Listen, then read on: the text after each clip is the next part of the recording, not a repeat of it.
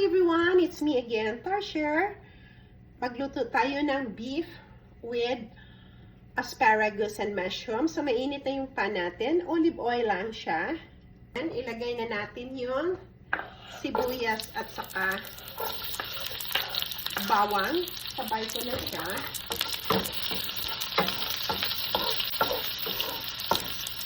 So, ganyan ako magluto. Version ko to. At saka ilagay ko na yung karne, yung beef. This is beef. Ang gamit ko yung pang steak na beef.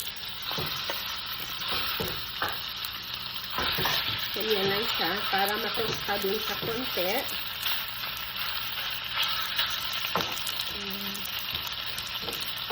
Pwede mo nang ihalo sila.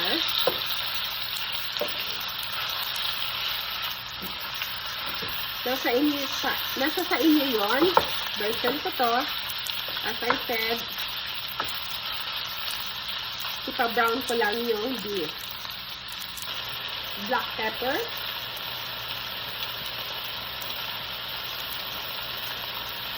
Mga half teaspoon lang kasi yung pag-marinate ko niya, nilagyan ko na ng black pepper.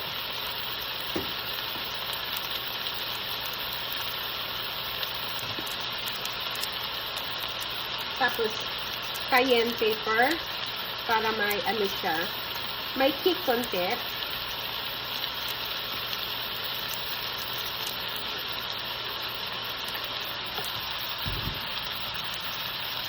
And oyster sauce. Optional lang yung oyster sauce. Ako nilalagyan ko lang ng mga 1 teaspoon. Okay na siya.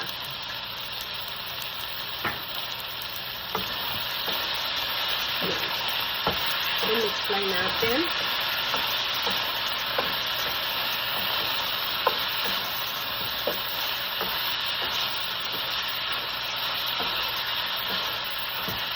Ang bango niya dahil nga yung oyster at saka bawang sibuyas ay ang sarap. Tapos madali lang naman siya maglambot dahil maninipis yung slice ko plus pang steak ito na beef, as I said earlier.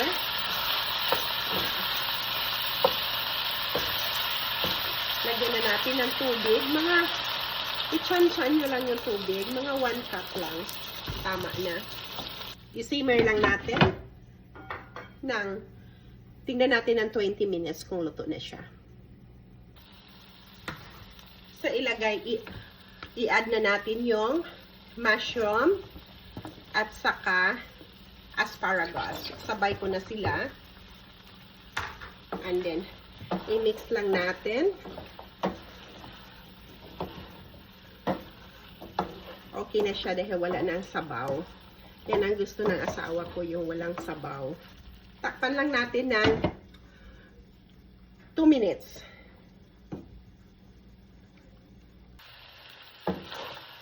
So, luto na yung beef natin with mushroom and asparagus. As you can see. Oh, it's so delicious. Kung maamoy nyo lang, napaka bango niya. You just try the mushroom.